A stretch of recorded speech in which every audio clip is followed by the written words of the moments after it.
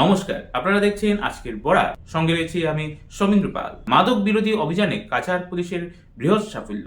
উদ্ধার 12 কেজির অধিক মাদক সামগ্রী। গোপন তথ্যের খবরের ভিত্তিতে বৃহস্পতিবার বিকেল 4টা নাগাদ কাছাড়ের পুলিশ সুপার নুমাল মাহাত্তার নেতৃত্বে পুলিশের এক দল ধলাই থানাধীন লোকনাথপুরের বাসিন্দা বদরুল ইসলামের বাড়িতে হানা দেয়। পুলিশি অভিযানে তার বাড়ি থেকে উদ্ধার হয় 12 কেজির অধিক সন্দেহজনক হেরোইন ও ব্রাউন সুগার। ইতিমধ্যে রাজ্যের মুখ্যমন্ত্রী ডক্টর হিমন্ত বিশ্ব শর্মা বিষয়টি নিয়ে টুইট করেছেন, যেখানে উল্লেখ রয়েছে উদ্ধারকৃত হেরোইনের বাজার মূল্য 110 কোটি টাকা। অভিযান চলাকালীন সময়ে গৃহকর্তা বদরুল বাড়িতে ছিল না। তার অনুপস্থিতিতে বাড়ির 2 মহিলাকে আটক করে থানায় নিয়ে এসেছে পুলিশ। মাদকদ্রব্যগুলো কোথা থেকে নিয়ে আসা হয়েছিল এবং কোথায় নিয়ে যাওয়ার পরিকল্পনা ছিল তদন্ত শুরু করেছে পুলিশ।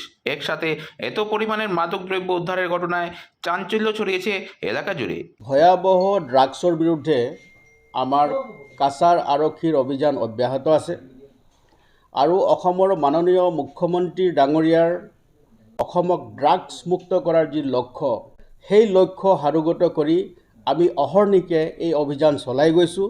আৰু আজি পুৱাই আমি এটা বিশেষ খবৰ লাভ কৰিছিলোঁ যে আমাৰ চুবুৰীয়া ৰাজ্যৰ পৰা এখন গাড়ীৰে কিছু নিচাযুক্ত সামগ্ৰী সৰবৰাহ হৈছে আৰু সেইমতে আমি কাছাৰ জিলাৰ সীমান্তৱৰ্তী ঠাই ধলাই থানাৰ লোকনাথপুৰ অঞ্চলত অসম আৰু মিজোৰামৰ সীমান্তৱৰ্তী অঞ্চলত আমি এটা বিশেষ অভিযান চলাওঁ আৰু এই অভিযান কালত আমি বৃহৎ পৰিমাণৰ হিৰ'ইন আৰু ব্ৰাউন চুগাৰ নিচাযুক্ত সামগ্ৰী জব্দ কৰিবলৈ আমি সক্ষম হৈছোঁ।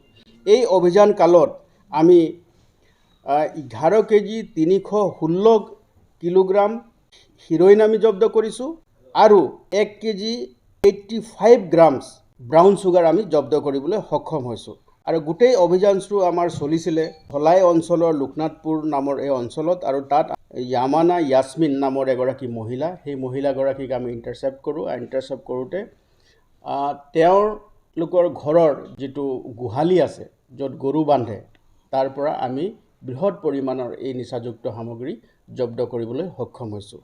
এই নিচাযুক্ত সামগ্ৰীখিনি আমি প্ৰাৰম্ভিক তদন্তত দেখা গৈছে যে আমাৰ চুবুৰীয়া ৰাজ্যৰ সীমামূৰীয়া অঞ্চলৰ পৰা, আন্তঃৰাষ্ট্ৰীয় সীমামূৰীয়া অঞ্চলৰ পৰা এই সামগ্ৰীখিনি অবৈধ আৰু নিচাযুক্ত সামগ্ৰীখিনি সৰবৰাহ হৈছিল।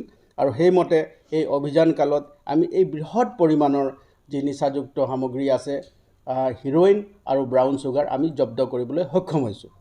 প্ৰাৰম্ভিক তদন্তত দেখা গৈছে যে ইয়াৰ লগত এটা আন্তঃৰাজ্যিক এটা চক্ৰ জড়িত হৈ আছে আৰু আমি এতিয়াও আমাৰ তদন্ত অব্যাহত ৰাখিছোঁ আৰু আমি ইণ্টাৰগেশ্যন আমাৰ অব্যাহত আছে।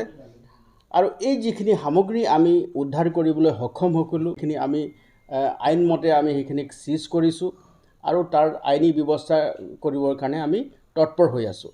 আৰু গোটেই সামগ্ৰীখিনিৰ আজিৰ সময়ত বজাৰ মূল্য প্ৰায় 110 কোটিতকৈ অধিক হ'ব।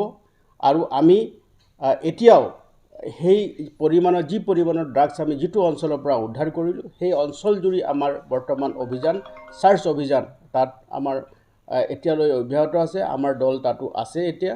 আৰু আমি আশা কৰিছোঁ যে ইয়াৰ লগত যিসকল লোক, ইয়াৰ ফৰৱাৰ্ড লিংকেজে যিসকল আছে আৰু বেকৱাৰ্ড লিংকেজে যিসকল আছে, তেওঁলোকক যাতে শীঘ্ৰে আমি কৰায়ত্ব কৰি তেওঁলোকক উচিত আমি শাস্তি দিব পাৰোঁ তাৰ কাৰণে আমি তদন্ত অব্যাহত ৰাখিছোঁ।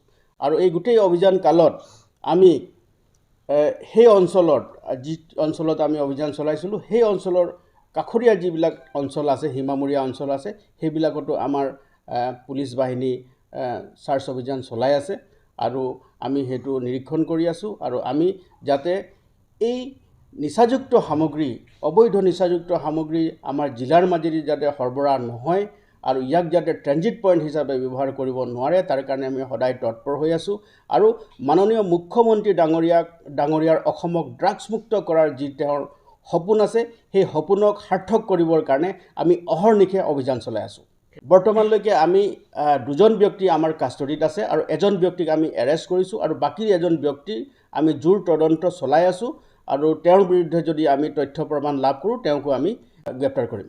আপনাৰা দেখছেন আজকেৰ Barak, a house of Adrija digital media.